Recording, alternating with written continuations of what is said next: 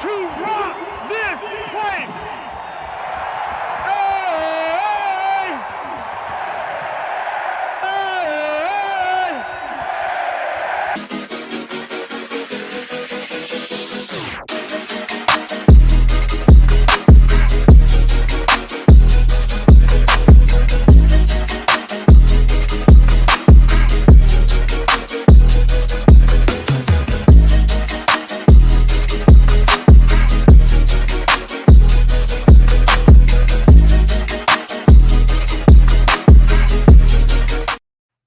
It's back, everybody. Welcome to episode 1 or the season premiere of season 2 of the Buffalo Sports Conversation Room. I'm your host, Jamie Malloy, and I'm very happy to be back again this year to talk about everything Buffalo Bills and football with my co-host, Joe Dalio, none other from Buffalo himself. So without any other further ado, here's Joe. Hey, Joe, how's it going? It is going great. Hope everybody's doing well. Hope you're doing well here. And got to say, Jamie, this is magical. We're doing a football show again. And part of me, I was watching the introduction there. Part of me is thinking, I feel like I just saw this introduction 6 days ago, and we just did a show last week. And part of me feels like it's been 6.5 years since we've done one. So very much looking forward to this. You know, we've been doing the baseball show all summer, still loving baseball, but I think myself and all of us here very happy that it's football season, that we're a week away, and we got a lot of football to talk about. So I can't wait to do that on the show here. Indeed, we do. And Joe, I think it's magical too, but I think it's about as magical as Josh Allen hurtling over on top of linebackers like he did in Yeah. Anthony Barr and his welcome to the NFL moment in 2018. But are you ready to kick off our show with some new rule changes this season? Yeah, why don't you kick it off? I knew you'd say that. Anyway, so we're going to begin with new onside kick rules. And it's going to be a 6-on-4 alignment where the hands team is going to have 4 guys and the recovery team is going to have 6 guys in an effort to have more recovery, since last year only 5% of onside kicks were even recovered. But there is a catch. This year they will no longer be doing surprise onside kicks whenever. So now they must announce it, and they can only attempt it when trailing in the fourth quarter. So, Joe, what do you think about this interesting new tweak to the onside kick? Well, I like the fact that they're trying to get more recoveries. You know, you don't want to have the kicking team recover too much, but I think 5% is too low of a number. You don't want it to be like 40% or anything, because a team gets a lead, they're going to obviously be wanting to keep that. If your team just fights to get a lead in the game and there's only a minute left, and then, the other team or whatever, you kick off to try to get it back, it's just a little bit, we don't want the percentage too high. But I like the fact that, there's a good chance we're going to see,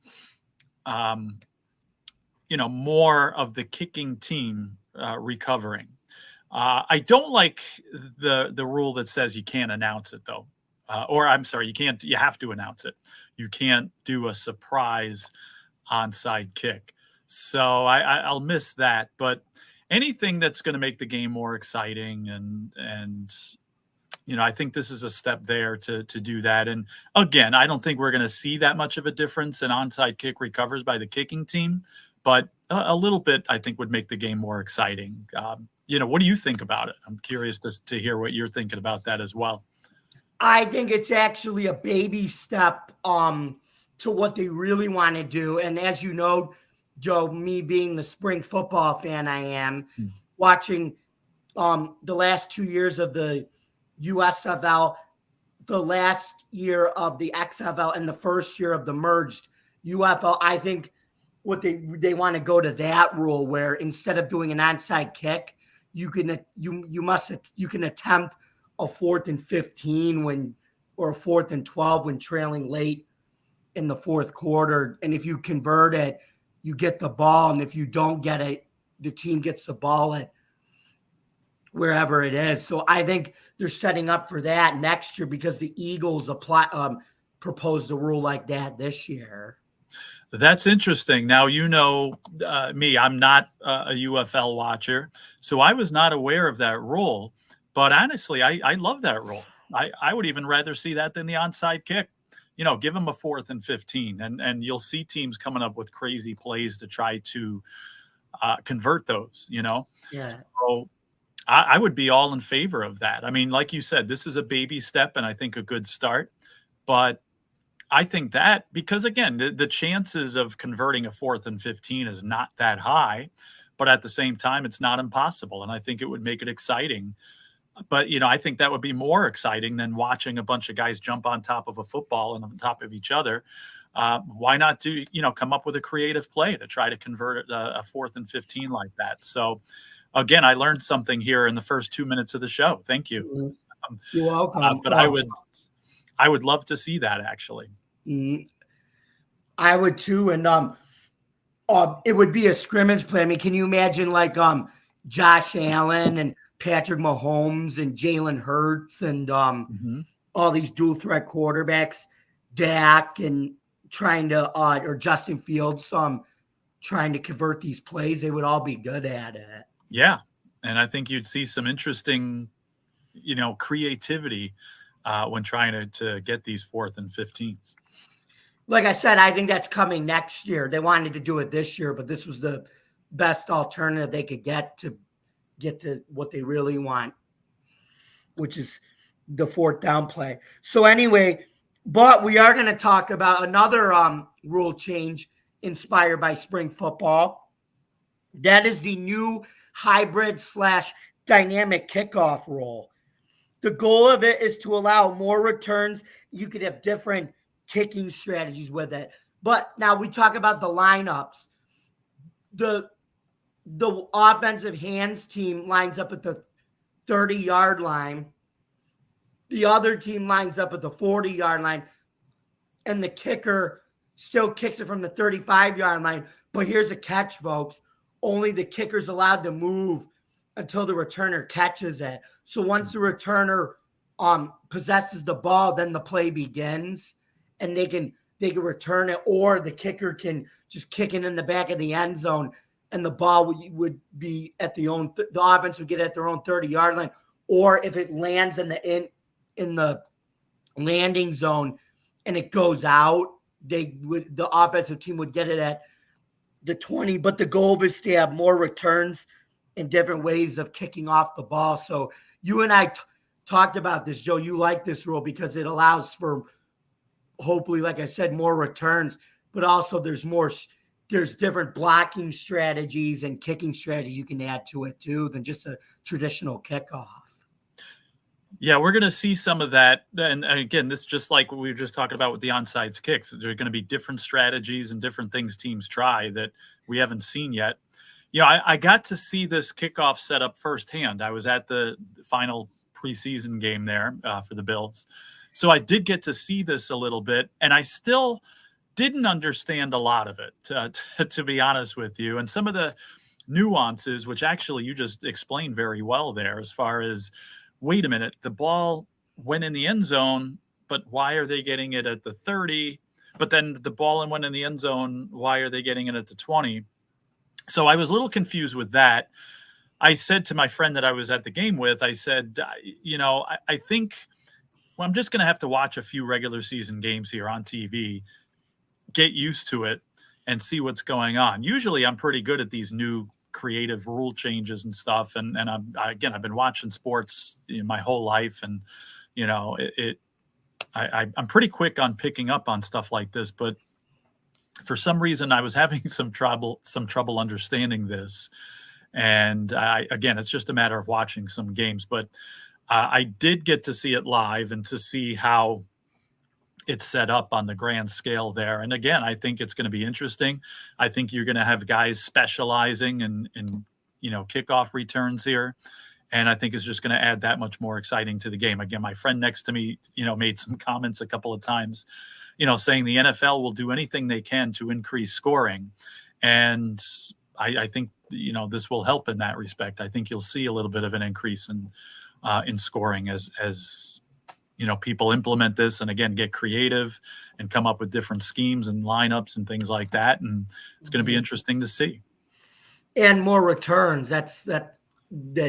Than you would have seen in the past. Because I told you in the XFL, when they did it there, 90% of the kicks were returned. Right. Another thing that confuses me is they did away with kickoffs because of the injury concern. Now, I'm wondering, where'd the injury concern go? Now, maybe with this lineup, that makes it less likely for injuries than the previous kickoff. That was the goal of it. It was to allow more returns, but less collisions, high-speed collisions. High speed. Yeah. Okay. That makes sense. And that's what I was thinking too. So this is the best of both then. You get more kickoff returns, but yet you're not increasing the injury factor there. So, and the kicker gets like a head start in trying to hit the holes to see if he can get a bigger return than usual. The returner kind of does. So, yeah, that makes sense. And again, I think it's going to have the desired effect that the NFL wants. Mm-hmm. Okay, and then here's another one, Joe. Guess what? While there were only a few of the dreadful roughing the passers called in preseason, so they really didn't get a chance to test this out. But don't worry, in the regular season, you're going to probably see this. Roughing the passer is a reviewable play now, which I mentioned. And I think this is great. I think this is a make up for the time when Tom Brady was in the league. And, of course, all you had to do was just, like, blow on him or not even touch him, and you would get a roughing the passer. Exactly. Or touch his shoulder. So, Joe, do you think this will help correct the problem of getting this subjective calls right if after years of, like, just blatantly calling him roughing the passer just to call him roughing the passer? I hope so. What I'm hoping is it's not like the pass interference. You remember probably the worst call in the history of the NFL is when the Saints were gypped of a Super Bowl on a call that should have been called pass interference, and it wasn't. And again, the Saints missed an opportunity to go to the Super Bowl. So, but the NFL decided, okay, we're going to make pass interference a reviewable call. And they always stuck with the original calls. They almost never reversed those calls, even though some of them should have been. And I don't know if that was the referees protesting or what. So, again, it's a great idea. And, again, think of the Bills-Eagles game a couple of years ago when Josh Allen was horse-collared. It should have been a call on the other team. And, he got called for something or there was intentional grounding. For intentional grounding, right. Whereas that's could have been reviewed and hopefully, the refs could have seen, hey, that dude was a horse-collared. So that one stands out to me. And I'm we've shared on this show with baseball, with football. I'm totally in favor of replay. We want the calls to be right. And, a game shouldn't be won because of bad referee calls or anything like that. So I'm in favor of replay, provided it doesn't get in the way, provided the games don't turn 5 hours long. So I'm totally in favor of this. We want to get the calls right. Mm-hmm. However, if something needs to be reversed, if a call needs to be reversed, hopefully they reverse it. And hopefully it's not like pass interference a couple of years ago where they just, we called it pass interference or we didn't call it pass interference. We're not overturning the call. Hopefully it doesn't turn out the same here.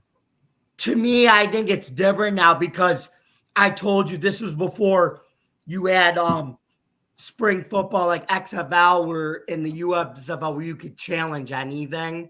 Mm-hmm. And I think they probably didn't know at the time like that you could do that with the pass interferences. But I think now that some of these refs some of these NFL refs now get called up from the XFL and spring football. So they know now that you can challenge roughing the passer or pass interference in anything. And I think now because they have that, I think it could work now, roughing the passer being reviewable. Or maybe, or who knows, maybe they bring the challenges back, but we'll see. So anyway, that's up with that, with some of the rule changes. Now let's move over to practices. Number one, we're going to talk about the Guardian practice caps. Now, Joe, obviously the NFL implemented these for teams and players to wear in practice to prevent people from leaning with their heads and banging heads and in practice and just working on speed drills instead of being physical. And I think they've accomplished that in terms of, you've obviously seen the concussion injuries have gone down and everything because of those. But now, what do you think the NFL wants? They said the NFL is allowing players to wear them in regular season games, which I think is kind of, I'm okay with it in practice. I just think it would look weird in regular season games. But is the NFL foregoing head and concussion injuries for more like lower body, like ankle or bicep injuries, arm injuries, leg injuries, things like that? What do you think? Yeah, I'm not so sure. I agree with them in games too. I guess maybe you can make it optional if a player wants to wear it. They are optional. Okay. So, yeah, I mean, it's a great idea for practice. Not, again, if a player, we'll see how many players actually wear it in practice. And I was thinking about this earlier. I don't have an answer really as far as if that's going to affect other parts of the body as far as injuries is concerned. That's something that I hate to say, only time will tell.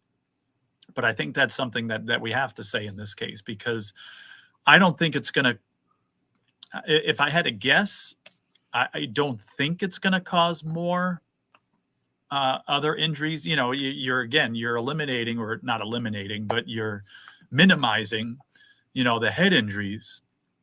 But I don't think it's a trade-off, to be honest with you. I don't think you're going to see a big increase in other types of injuries. But again, I'm not a doctor. I'm not, I don't really know what kind of effect this is going to have. And hopefully I'm right about that and it doesn't really have an effect. But, we'll see.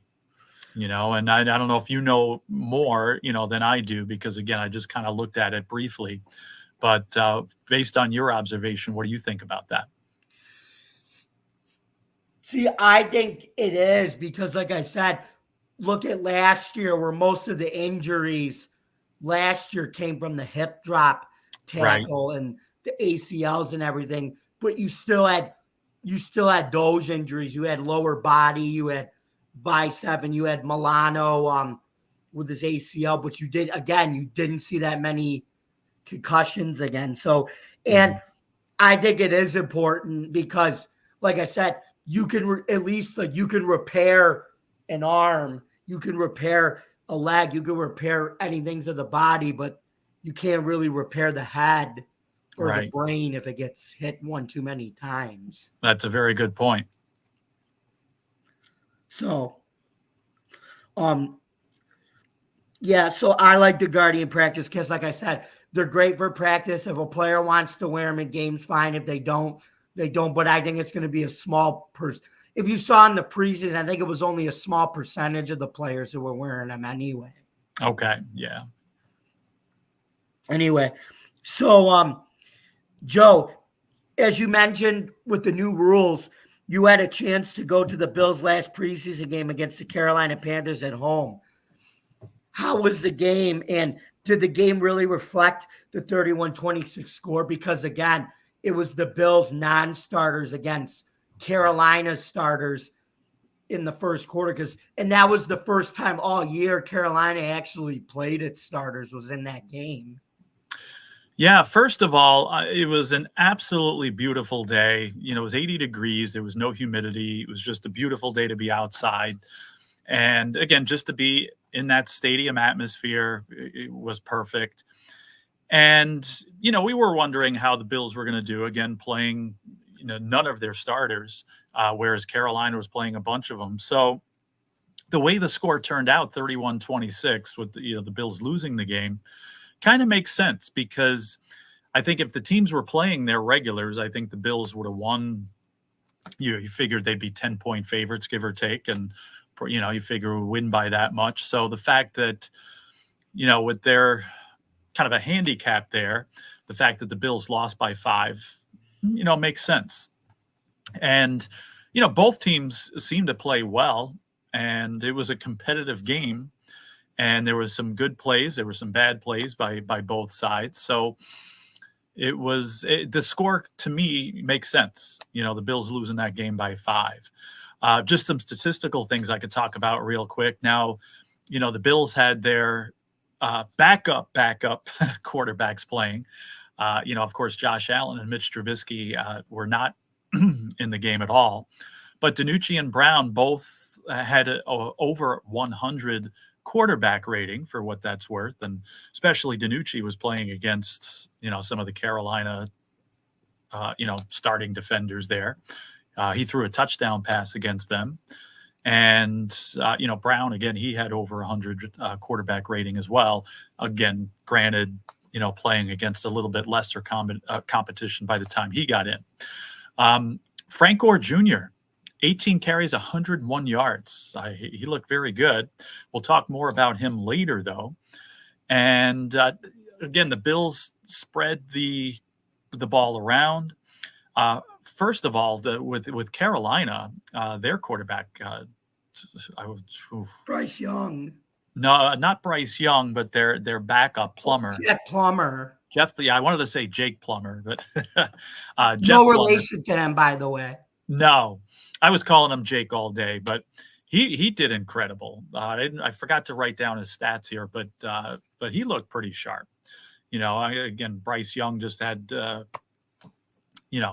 short time in there, but he looked all right. But Plummer looked very good. So if anything happens to the starter here, then they got a decent backup anyway. Going back to the Bills, though, 10 different receivers caught passes, which is cool. Zach Davidson led the team with 4. Corey Couch led with 8 solo tackles. If we go to the defensive side, he had 10 total tackles. Local boy, Joe Andreessen, again, we'll talk more about him in a little bit.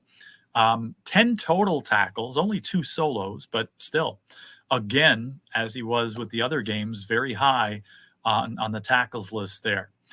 One question I have is, and I heard this mentioned on the radio a little bit too, is should we be concerned about Tyler Bass? He had a decent preseason. He was perfect in the preseason. He had a little bit of a test here with a 51-yard field goal at a point in the game, second half, I believe. And now there was no wind. It was, again, the conditions were ideal, and he badly missed the 51-yard kick there. Now, from my angle that I was at, it was kind of hard to see if anything had happened or if there was a slip or if the ball was, wasn't teed correctly or fumbled at that time or whatever. I couldn't see that. I don't think it was. But keep an eye on him. Hopefully he gets back to where he was. I just sense a little bit of a lack of confidence with him. So that's basically it. Again, the score makes sense in my opinion based on the players that were in the game. And, again, there was some Bills players that look good here and perfect day to be out there. And now the only thing I kept thinking negatively during that time is I wish this was a real game. I can't wait, for the regular season to start. And that is coming upon us very quickly. So good game by the Bills. They didn't win, but again, they looked a lot better than the other game that they lost that first preseason game against the Bears.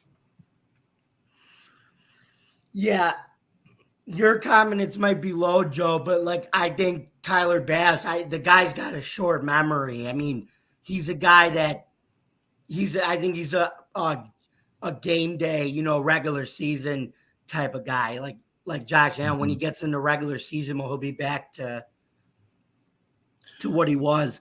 And like I said, you're not going to get rid of him for some kicker that we're going to sign off the street that we don't know. He's still one of the best kickers in the league. And call it for what it is. So, yeah, I have confidence in him, but I don't know. I seem to notice, and maybe it's kind of the leftover from last year, but a little lack of confidence on his part. And I think you're right, though. I think, so many of these players just like that. Once the regular season starts, it's a whole new ball game. And again, I have full confidence that he'll do well. And I totally agree with what you're saying, too. I mean, who are you going to get at this point that's better? So I think he'll do well. I don't think, he'll lose us games. Hopefully, we're correct about that. But hopefully, we see with that confidence once the regular season starts. Hey, Joe, let's remember one thing. We're Bills fans. If Scott Norwood could bounce back in 91 and 92 from missing, arguably that was a kick bigger than Tyler Bass's because that would have won the Super Bowl. Mm-hmm. If he could bounce back from that the next year, then I think Tyler Bass can definitely bounce back from what he did last year against the Chiefs. I agree. So, I don't mean to bring up Scott Norwood here, but I think it's a interesting scenario because he still was able to bounce back from that missed kick. So Scott Norwood was a great kicker. Of course, he's remembered for one kick, just like Bill Buckner was a great baseball player, but he's remembered for one play of his career. Yeah.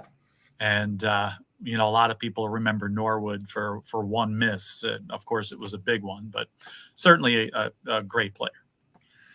No, he was a really good kicker. And guess what? He played in the original USFL with the Birmingham Stallions before that league folded. Mm-hmm.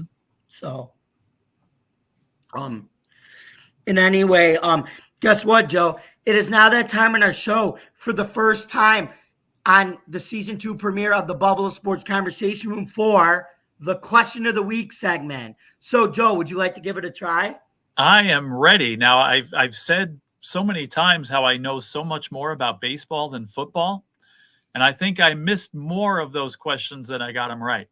So now I can redeem myself at football and maybe make a liar out of myself, but that's okay. I'm going to answer this one correctly, hopefully.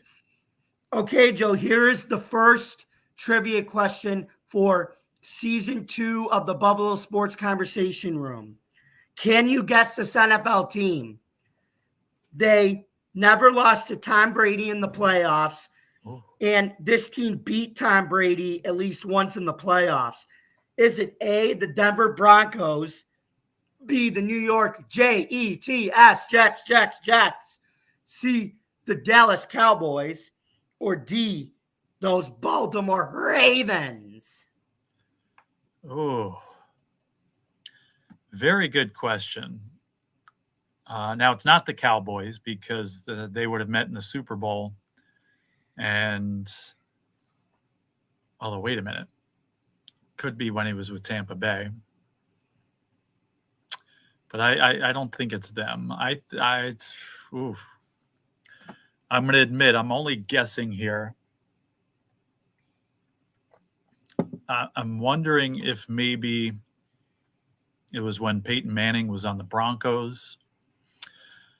So that's going to be my guess, the Denver Broncos. Oh, Joe, guess what? I'm sorry. It was the Cowboys. It was the Cowboys. Was it against the Buccaneers? 2 years ago in the wild card game, the NFC Wild, that ended up being Brady's final game in the NFL. Okay. I didn't realize that. But yeah, I decided, wait a minute, it can't be the Cowboys because they never played in the Super Bowl. But then it could have been against Tampa, but I don't know. I didn't think so. That's like the forgotten playoff game because number one, Tom Brady was at the end of his career and it was the Cowboys. No offense. So I think I outsmarted myself because I know there was a lot of matchups between Peyton Manning and Tom Brady in regular season and playoffs that Brady got the better of them. But that was mostly when Manning was with the Colts. So I figured, with the Broncos, maybe, the year the Broncos won the Super Bowl there, that it had to be against, so.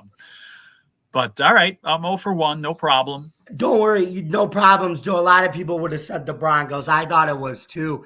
And Really? remember, he beat Tom Brady in the playoffs twice at home. Remember, in the AFC Championship game, he beat him in 13 when they got drubbed by Seattle. Mm-hmm. And then they met again 2 years later when he got him the second time, and then they beat Carolina in the Super Bowl. And Joe, correct me if I'm wrong, but there was a certain defensive coordinator that made it to that Super Bowl with Carolina. I think we know him, but we can't put a finger on it. You know who it was? Yeah, maybe it's that McDermott guy that used to coach with Carolina not too long ago. Yeah, I know. That's actually crazy to think about because we didn't know him at the time, and we didn't think. Well, that was before we knew Rex Ryan turned this team into the Ringling Brothers. But yeah, how crazy things work like that. Lo and behold, we know this guy now. We love him. So right, exactly. Anyway, now we're gonna do the Buffalo Bills 2024 schedule win-loss prediction. So, Joe, this is the part where you'll bring up the 2024 schedule, you'll read the schedule, and we will make our 2024 win-loss predictions. This is one of my favorite parts of the entire season, and I love doing all of our shows here, and we're going to have more predictions NFL-wide, later on at future shows. But love doing this. I always do it myself here. Go through the Bills schedule game by game and come up with a record. And always one of my favorite parts of the season and one of my favorite parts of a show. So we'll go there now. And coming up in a week and a half, Sunday the 8th, week 1, we got the Arizona Cardinals coming here into Buffalo. So I'll ask you here, Jamie, what do you think? Who wins that game? I think Buffalo wins it, but I do think McDermott is going to respect the Cardinals as a better team and an improved team this year from Jonathan Gannon's first year, now his second year as head coach, because they're kind of in the process of drafting and developing young talent to try to build a winner that way. And I think, like I said, they have Marvin Harrison Jr. now, and with a healthy Kyler Murray or Clayton Tune as the backup, I think the Cardinals could be a much better team. But I think Buffalo wins that game. It's a new era with the wide receiving core. It's at home. I think the fans are going to be jacked up from that loss against Kansas City. So I think the Bills win that one. And I think I have them at 1-0 after that game. Okay. And I was going to bring a pen or a pencil to write these down. I don't have one. Actually, I do. All right. So I'm going to try to track, what we're saying here as far as I agree with this one. I do think, however, that it's closer than people think. Now, I think the Bills are going to show up ready for this game. You remember what happened the first preseason game of the season, which was here in Buffalo. The Bills were unprepared for that, and they got smoked by the Bears. So I really think they're going to come out here prepared. They're going to be ready. Again, like you said, the fans are going to be pumped up here. So I see the Bills winning this game, but I see it by a touchdown or less. I can see them winning by a 21-17 score or something like that. I think it's going to be closer than people think. Again, the Cardinals compete. They're going to be improved, as you said. So I think we both have them 1-0 at this point. Mm-hmm. Okay. So next game, we go to a Thursday night. And again, I'm going to write our things down here. So Thursday night game on the 12th here at 8:15 at Miami for week 2. What's your take on that one? I actually think this is going to be this has a chance to be a classic shootout, down to the wire type of game where Allen and Tua are just like completing balls deep to receivers. Offenses are scoring at will. Both teams are running the ball, but I think the Bills I think they lose this one in a thriller game, to go to 1-1 on the year. But I do think they're going to split with the Dolphins on the year, and this one I have as their first loss against the Dolphins, so I have them at 1-1. Okay, so spoiler alert, we're exactly in tune with this one as far as you remember what happened the last time the Bills played in Miami in September. They almost all melted on the field there and suffered a tough loss. A particular coach had a temper tantrum that we all know about, but this game being at night, it's still going to be hot and humid, but it's the sun not beating down on them. But I agree with everything you just said. I think it's going to be close. I think it's going to be a thriller. The Dolphins are going to be up for this game, obviously, playing the Bills at home. The Bills knocked them out of the division championship the last game in Miami last year. So I think the Dolphins take this one in a very close one. When we talk about the game in Buffalo between the Dolphins, I agree that the Bills will take care of business there. But we both got them at 1-1 so far. So we're in agreement. All right, let's go to week 3 now. And we've got a bunch of primetime games in a row here. A Monday night game. Earlier start, though. I'm wondering, I didn't look at the entire schedule. I'm wondering if there's another game later that night. But the Bills and Jaguars, it's a 7:30 Monday night game. And that game is here in Buffalo. So what's your take on that one? I think a lot of, as we both agree, we said the Cardinals game was going to be closer than expected. I actually think this one is not going to be closer than expected. I think the Bills bounce back. I think Trevor Lawrence is going to be too hyped up on Mountain Dew from that contract that he got. I won't tell Dylan that when we bring him on that week. But I think Monday night in Buffalo, beautiful night in September, prime time, the fans are going to be rocking. I think Buffalo's defense plays well. I think they get to Trevor Lawrence quite a lot. I think they shut down the run. But I think this is a game where, like we do against Dallas, I think this is one of these games where we ground and pound with James Cook, and I think James Cook's going to have a huge rushing game in this game. So I got the Bills at 2-1 after this game. This is a win here. Okay. Either we're reading each other's minds or we somehow saw each other's notes beforehand. But once again, I'm going to 100% agree with you here. I see the Bills winning big here. Or even if the score is not big, I see the Bills dominating this game. Again, being hyped up Monday night. And, again, Trevor Lawrence maybe being a little too hyped. I agree. I see the Bills winning by 2 touchdowns here, playing a very solid game, recovering from the Dolphins game. And I'm going to put them down for a win here. And we both got them at 2-1. So we're in total agreement here. All right. So the next week is a Sunday game. It's a Sunday night game. And the week 4 game in Baltimore.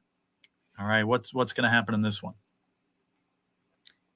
I think this is gonna be a loss, and I think this could be one of those rare moments where the Bills just don't play well, and they have a really embarrassing night, and a night that, like I said, that they don't usually have under McDermott, but every team has that. And I think they might lose badly in this game in Baltimore. Because Okay. I think it'll be a short week, and they'll be riding too high off of the Jacksonville win. So I got him at 2-2 here. Yeah, once again, we're thinking along the same lines here. I think, first of all, it'll be a little bit of a disadvantage for the Bills playing on Monday night, the night before. We both think that they're going to have a very solid, almost perfect performance here against the Jaguars. And of course, there's a lot of room for a letdown there. And just like the Bills are going to be hyped up on that Monday night, at home, playing a good team in the Jaguars, I think the Ravens are going to be extremely ready for the Bills here, especially if the Bills have a great night, the week before. So I'm with you here. I don't see it as a blowout, but I could see the Ravens completely outplaying the Bills, winning by 10. And I got them at 2-2 here after week 4 as well. So again, we are one of these weeks we're going to disagree here. So we'll see which one that is. But now as we go to week 5, oh my goodness, a 1:00 Sunday game. And this game is at Houston, though. And, we saw what Houston did at the end of last season, and again, stealing the division and, winning a playoff game, looking great, best, rookie quarterback last year. So what's this game going to look like in Houston for week 5? Before I get into that, I want to mention maybe we bring Matt on for a Ravens preview, like how we bring Dylan on for the Jaguars. So that would be awesome. The cool. more other perspectives we can get here, the better. So excellent idea. Mm-hmm. But anyway, I think the Bills are going to be hyped up for this one because they are traveling to Houston to take on their now former wide receiver, and of course, Stephon Diggs. I think the Bills they bounce back from the letdown against the Ravens because that's what the Bills usually do under McDermott when they have a letdown. They bounce back. The offense, I think, is going to play well. I think the Bills win this one and prove that that retractable roof stadiums are overrated and that there's no acoustics for a home crowd for that. And the Bills win that game. So 3-2. Okay. Now, we're going to do a little NFL preview a little bit down the road here, but here's one of my takes. The Houston Texans, as well as they played last year, again, they stole the division late in the year, won a playoff game against one of the hottest teams in the Browns. And, things went well. And again, one of the better young quarterbacks in the league. I predict the Texans don't even make the playoffs this year. And, I think for the reason, not because they're a bad team. I mean, again, great quarterback, great receivers, but I think they were off the radar last year. And then later on, they snuck up on people here and, played a lesser schedule. They came in first place last year. People are going to be ready for them. So they're playing that first place schedule. And I really think the Texans are going to struggle. And I think it's going to games like this, where that manifests, where you got a Bills team that, again, we're both saying that they're going to lose handily the week before against the Ravens, and they're going to want to bounce back. And I think the Texans by this point, by week 5, are going to realize that this is not week 14, 15, 17 last year, and that it's going to be a very tough road ahead. So I agree with you here. I think a solid performance by the Bills. They take this one and go 3-2. So, all right, now we get into some serious business here in the division. Now they had the one divisional game against the Dolphins so far. Week 6 is a Monday night game again. And this one is at the Meadowlands against the New York Jets. And chances are that Aaron Rodgers will be in this game for the full game. Hopefully he'll still be healthy at this point at week 6. And, we remember the last time the Bills were in New Jersey. So, what's the outcome of this game, do you think? I actually think Aaron Rodgers won't be playing in that game. I think it'll be somebody else, maybe Adrian Martinez from the Birmingham Stallions playing for them. I don't know. But yeah, I think you still got to respect Coach Saleh and the job he does with that group. Their offense obviously needs work, but they got a dynamite young running back and Breece Hall. They're going to be able to run the ball well. But Buffalo's got a good defense, and they got a dynamite receiver in Garrett Wilson. But the calling card with the Jets and Robert Saleh's their defense. Saleh's done a great job with his defense as he comes from the Kyle Shanahan tree, which we know being with the 49ers. Mm-hmm. But I think the Bills get their revenge from last year losing in overtime in week 1. And I think the Bills will beat them.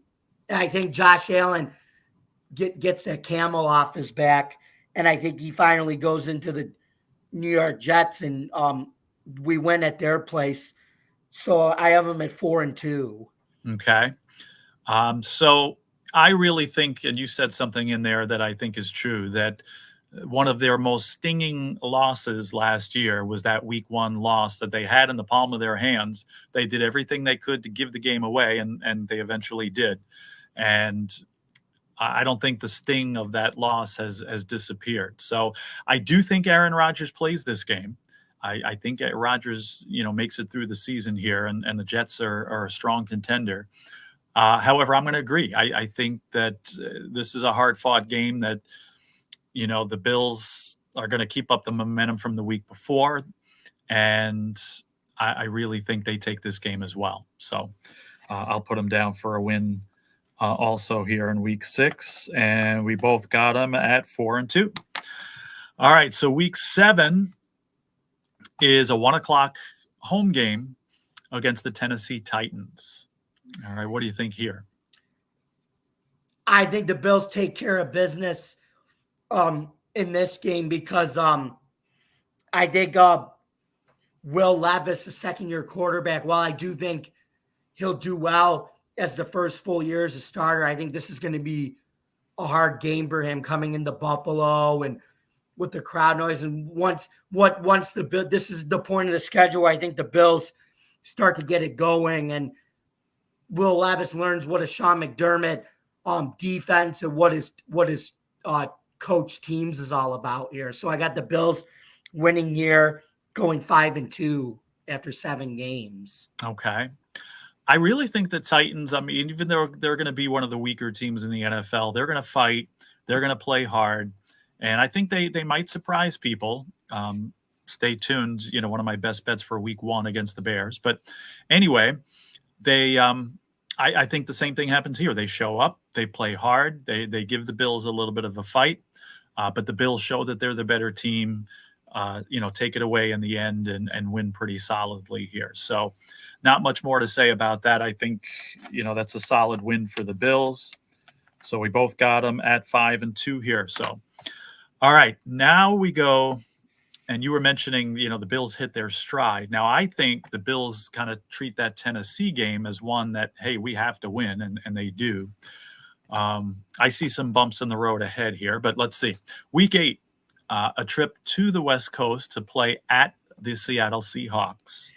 And we don't know what Seahawks team we're going to be faced with here at this point, but what are you thinking for this one? Well, it's going to be a new era in Seattle. It's going to be the Mike McDonald era coming over from the Ravens as their defensive coordinator. And while Pete Carroll's no longer the coach, he's going to be a special role in that team. Mm-hmm. But it looks like Seattle wanted to continue the tradition of playing great defense by hiring a defensive guy after Carroll. And their offense is going to be interesting because McDonald comes from that Jim Harbaugh, but he also comes from the San Francisco offensive type of tree where watched the Seahawks game in the preseason where they said 70% of their plays are pre-snap motion. Mhm. And I wonder, doing that in Seattle against Buffalo, that's going to throw Buffalo's defense off. But I think Buffalo does struggle with that for a little bit, but I think they do adjust.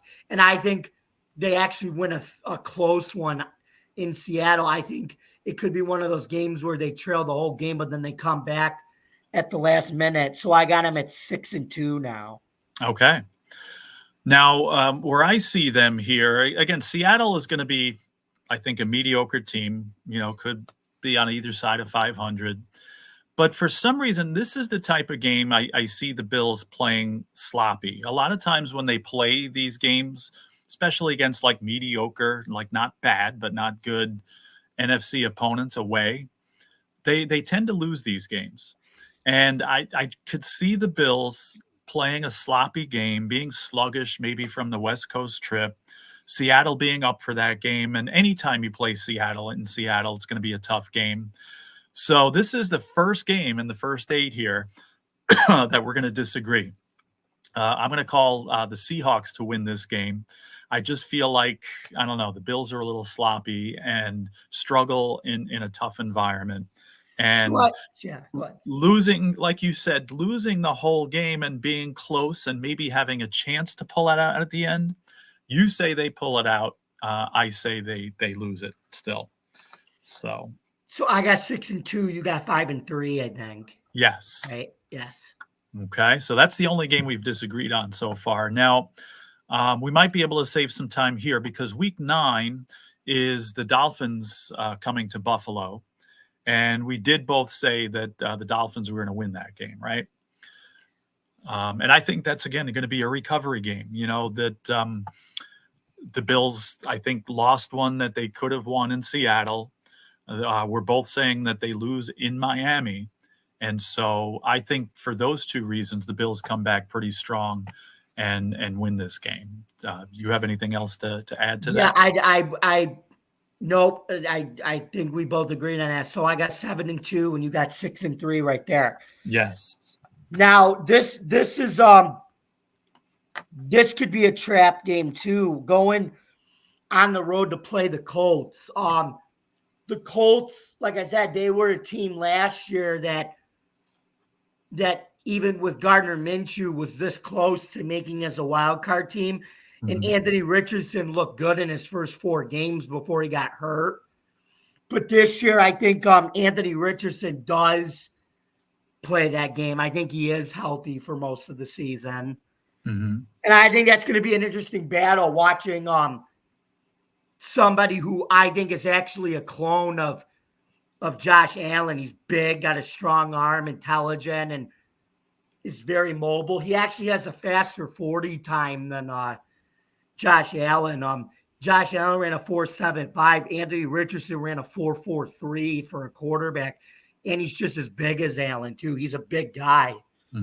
So, but I think the Bills pull that one out. But I think that could be a heck of a game between Allen and Richardson. That could be another shootout. So I got the Bills at 8-2 there. Yes. Okay. And now here, week 10, this is the second one we're going to disagree on. I think the Colts have the potential to win their division, to be honest with you. It's a good division with Houston, Jacksonville in there. And the Colts have come so close the last few years. And I think, like you said, Richardson starts putting it together. The team plays as a whole, good running game. And I think it's going to be a difficult environment for the Bills. And I think they just run into a buzzsaw. And, not that the Bills play a bad game here, but I think just the Colts, are hitting their stride and dominate. So I'm going to call this one to the Indianapolis Colts. So 8-2, and what are you 6-4? I'm at 6-4. Okay. Yep. All right. And now that big bad team coming to town next week for week 11. 4-25 game. That big bad team in red and yellow. Yeah, that's them. The red, gold, and white there. Kansas City Chiefs coming to town. What's happening there? what are the Bills good at, Joe? When the Bills lose to them in the postseason, we always seem to get our revenge and beat them in the regular season. I think that trend continues here. I think they bounce back from the Colts. I think there's definitely going to be some. I hate to do this, folks. I'm sorry, but when you play the Chiefs, it comes down to one individual. We know who that is. Mm-hmm.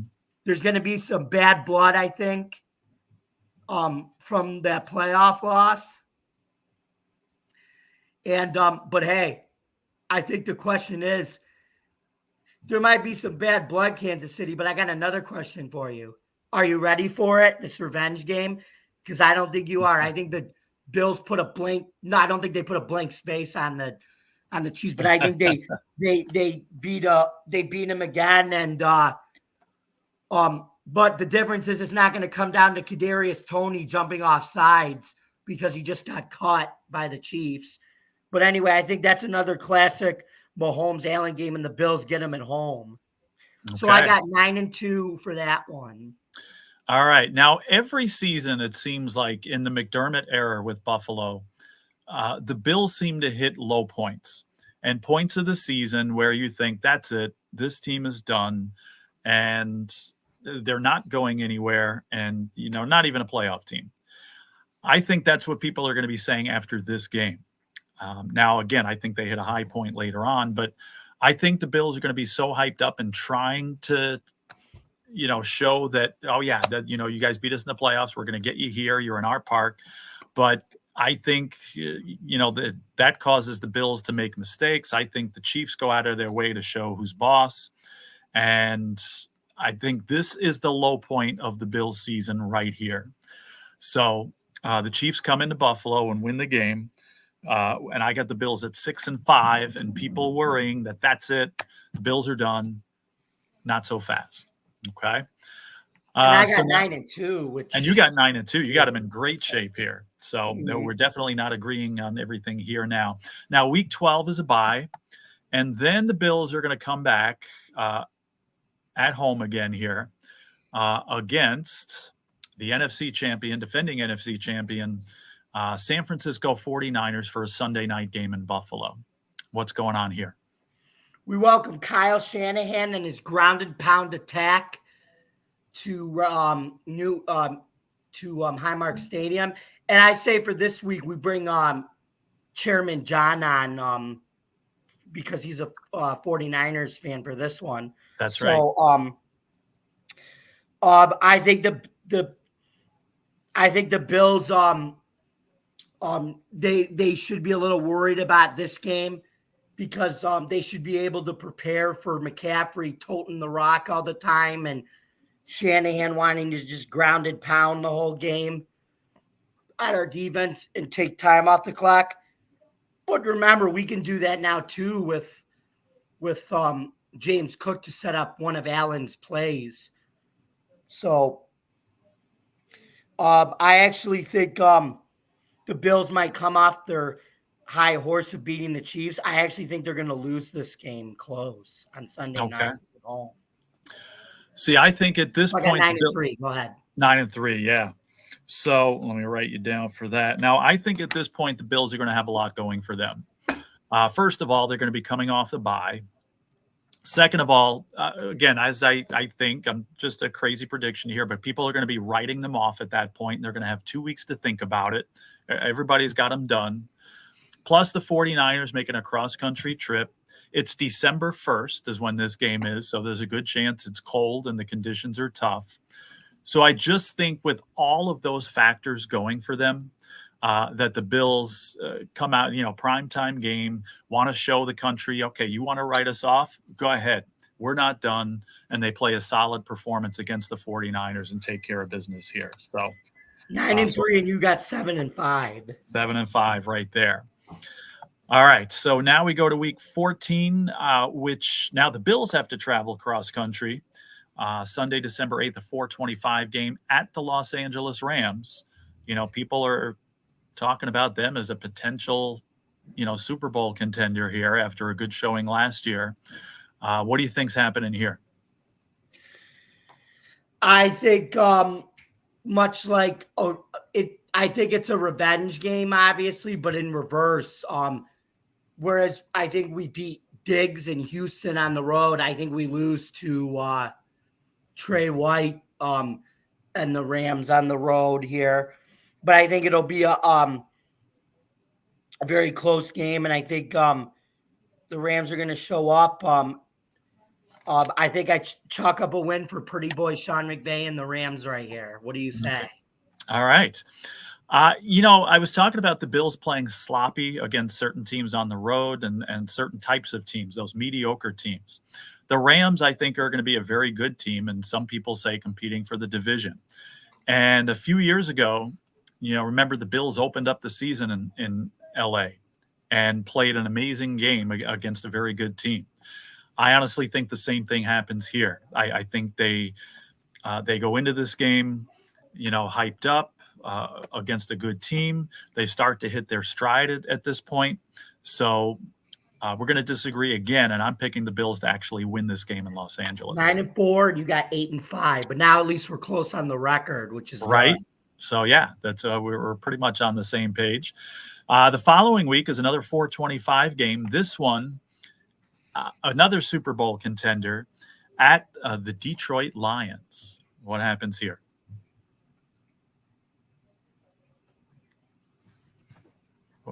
The Lions. I think this is a repeat of the Thanksgiving game from 2022, and I think the Bills drive down and kick a game-winning field goal again and beat the Lions on this one. So I got 10-4. Ooh, okay. In the NFL, I've noticed this trend for a long time. It's very difficult to win 2 games in a row on the road. And the Bills are going to have to do that against 2 very good teams. The previous week, again, traveling to Los Angeles and having to come all the way back. And then I know Detroit's only a few hours away. But I think that's a tough ask against a Super Bowl contending team. So I think this time, another close down to the wire game, like you mentioned there. Bills pulled it out in Detroit a few years ago. I think this time the Lions end up winning this game. Okay, so I have 10-4, and you got 8-6. I have them at 8-6. Okay. Yeah, I have 10-4. So now, this is the 22nd of December, week 16. I'm going to that game. The 1 o'clock game against the Patriots? Yeah. Excellent. All right. What are you going to see at that game? I think we're going to see 2 Northeast teams battling it out in cold weather. 2 defensive-minded coaches playing their defenses hard. 2 quarterbacks who are very similar. We have Josh Allen versus Josh Allen 2.0 in Drake May. I think the Bills, this is a game where I think the Patriots are going to compete like they always seem to do with Belichick. I think they're going to compete with Mayo. I think the Bills win by 10 points against the Patriots. So I got 11-4. Okay. I could see this a bunch of different ways. I think, this is week 16, and the Patriots are predicted to be one of the worst teams in the league. And, are they packing it in at this point? The Bills have the Jets the following week. So do they maybe look ahead a little bit and play sloppy? So I think you got 2 teams in negative situations in this game. I say the same thing. I think the Bills win by 10, but in a very sloppy, it's December 22nd too. So there's, of course, strong potential for nasty weather maybe to get in the way and cause it to be a sloppy game. But I'm seeing a sloppy win by the Bills here in this one. So I have 11-4 and you have 9-6, right? Yes. Yeah. All right. Now, speaking of that next week game after Christmas here on the 29th, the 1 o'clock game here in Buffalo, last home game of the regular season against the Jets. And this could have divisional implications. So what do you think? I think the Bills take care of business in this game in the cold weather. The Bills show up in games like this late in the year. I think they're going to run the ball well, like they did against all over the Jets defense, like they did last year at home. So I think I got Buffalo in this one. So I got 12-4. Okay. Now, I think this is going to be a very costly game for the Bills. I could see the Jets wanting to come in here. The Bills have won 4 straight division championships, right? So I think the Jets are going to be in a position where they could potentially steal it, and they're going to want to come in here, and they're going to be very inspired to do so. I still think Aaron Rodgers is a part of it, and unfortunately, I think the Jets come in and steal this one. So I got them at 9-7, and I got 12-4. 12-4. So last regular season game, week 18. It's a TBD time here, but I don't think the Patriots will be in this. I could just see this being a 1:00 Sunday afternoon game. So Bills at Patriots. How do the Bills end the season? I actually think this could be a game where they figure they're already in the playoffs. So I actually think they could lose this one on the road. I think the Patriots are going to want to take advantage of the Bills resting some starters, and this could be a good confidence booster for the Patriots at the end of year one of Gerard Mayo going into year 2. So I got the Bills finishing 12-5. Okay. So you got the Bills losing that game? Yes. All right. Now, I kind of see the opposite of what you're saying here. I think the Patriots at this point are done. And I think this is a game that the Bills are going to have to win. They're going to be in the divisional hunt here. And I'll tell you how I think the division ends up in a second. But I think this is a must win for the Bills. I think they still have a chance to win the division at this point. Or even they might even be fighting for a playoff spot if they got the 7 losses at this point, like I say they will.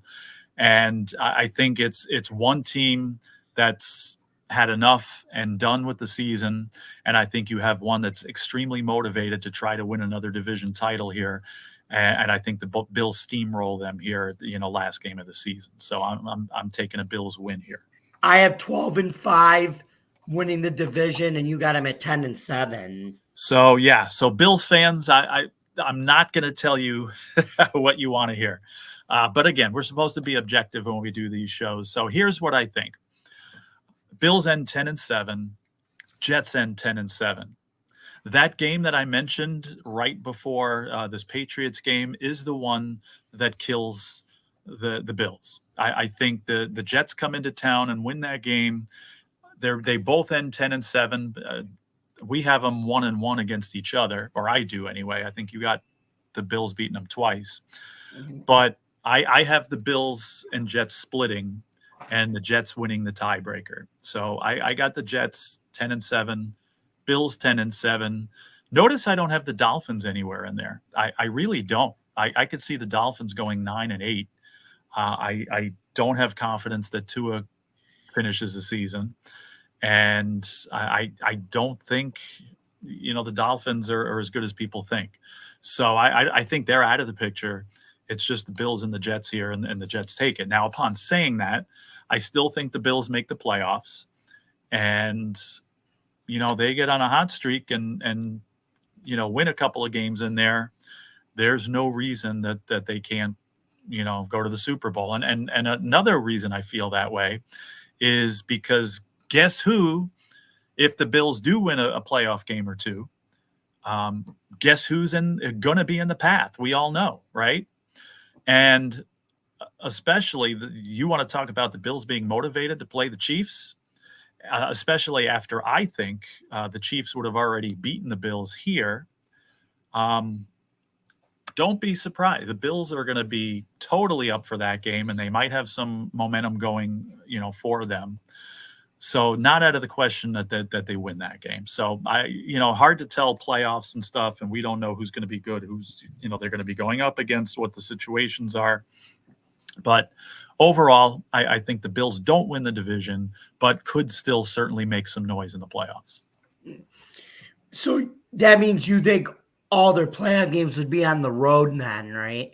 It would have to be that way. Yes. So What seed do you have them? it's a good question. So what do you got? 4 division winners, right? Yeah. So I could see them perhaps as like a 6 seed. Mhm. So we got 7 teams in there. Yeah. So the Jets would obviously probably be a 4, right? Because At 10 and you would have 7. them at 10 and 7. Yeah, I could see the Jets being a 4 and maybe, yeah, okay. And a team like the Colts being the 3. So I could see the Bills going into Indianapolis, winning there, because the Bills have a lot more experience in the playoffs than the Colts do. And then they probably end up playing a team like the Chiefs and have that meeting there. So I could see something like that playing out. Mhm. And you got to, as long as, like I said, as long as we have Josh Allen and Sean McDermott and everything, like I said, we could win the Super Bowl. Like I said, if we won the division title 5th year in a row, or the way you see it as a 6 seed, especially in the AFC being getting better each year, being a gauntlet conference every year now. Right.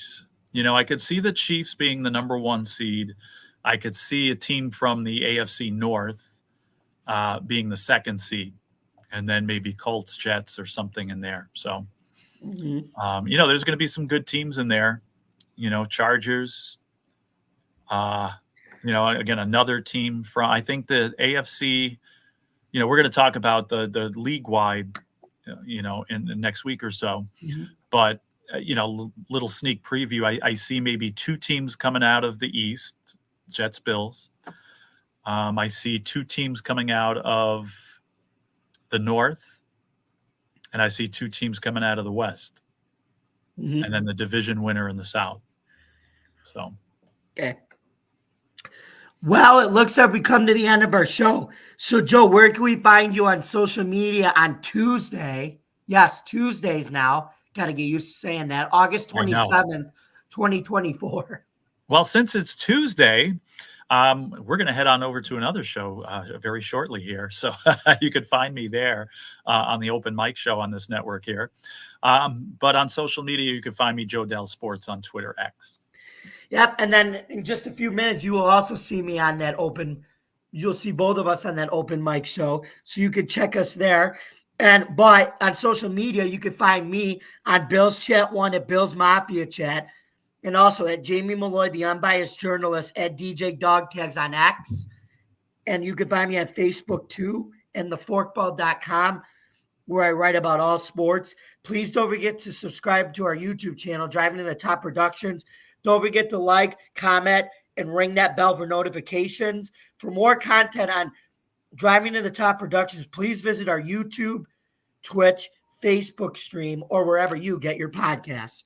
Thank you very much for listening. And remember, folks, kickoffs are meant to be returned. The Bills did improve with each preseason game. Their 2024 schedule may look tough, but that's why you play the game. And to quote our friend Chris Berman, for the first time on here, nobody circles the wagons like the Buffalo Bills. See you next time, folks. Have a great week. See you next week. To rock this place. Hey!